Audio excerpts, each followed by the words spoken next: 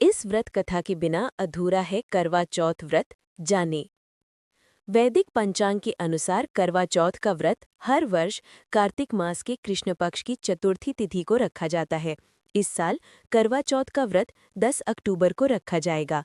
वहीं आपको बता दें कि करवा चौथ पर सुहागिनें अपने पति की लंबी उम्र के लिए व्रत रखती हैं और विधि विधान के साथ पूजा करके अपने विवाहित जीवन की खुशहाली के लिए प्रार्थना करती हैं।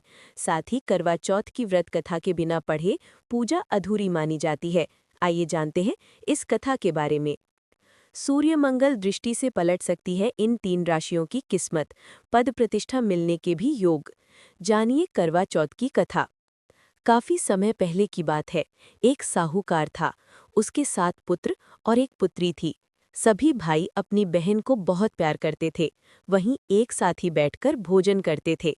एक दिन जब करवा चौथ आई तो बहन ने अपनी भाभियों के साथ करवा चौथ का व्रत रखा। रात को सभी भाई खाना खाने आए और उन्होंने बहन से भी खाना खाने को कहा। तभी माँ ने कहा कि इसका करवा चौथ का व्रत है, ये चांद निकलने के बाद ही खाएगी।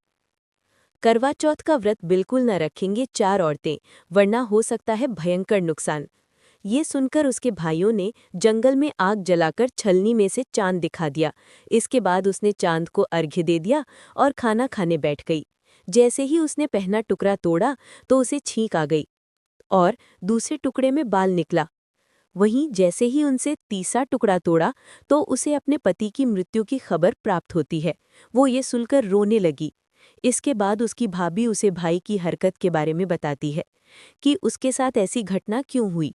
भाभी ने बताया कि करवा चौथ का व्रत बिना चांद के टूटने से चंद्र देवता नाराज हो गए। इस बात को सुनकर उसने प्रण लिया कि वो अपने पति का अंतिम संस्कार किसी भी कीमत पर नहीं होने देगी, जब तक वो उन्हें जीवंत नहीं कर लेती। इसके बाद वो पूरी साल तक अपने पति की रक्षा के लिए उसके शव के पास ही रहती है। वहीं 1 साल बाद फिर से करवा चौथ का व्रत आता है। सभी भाभियां एक साथ मिलकर व्रत का संकल्प लेती हैं। साथ ही सभी भाभियां साथ मिलकर उससे आशीर्वाद लेने जाती हैं, तो वो सभी भाभियों से यम सुई ले लो, पिया सुई दे दो, मुझे भी अपनी जैसी सुहागिन बना दो, ऐसा निवेदन करती है। लेकिन हर बार भाभी उसे अगली भाभी से निवेदन करने का कह चली जाती है। इसके बाद जब छठे नंबर की भाभी का आती है तो वो करना को बताती है कि उसका व्रत सबसे छोटे भाई की वजह से ही खंडित हुआ था, तो उसकी पत्नी में ही शक्ति है कि वो तुम्हारे पति को जिंदा कर दे। इसके बाद जब छोटी भाभी उसके बाद आती है तो करना उससे सुहागिन बनने का निवेदन करती है, लेकिन वो अन्य बातें करने लगती है। लेकिन करना उसे पकड़ लेती है और जाने नहीं देती है। वहीं जब बहुत देर हो जाती है तो उसकी तपस्या को देख भाभी का हृदय द्रवित हो जाता है और इसके बाद वो अपनी छोटी उंगली को चीरती है और उसमें से अमृत उसके पति में डालती है। करवा का पति उसी समय श्री गणेश कहते हुए जीवित हो उठता है। इस तरह से करवा को अपनी सुहाग वापस मिल जाता है। तभी से करवा चौथ का व्रत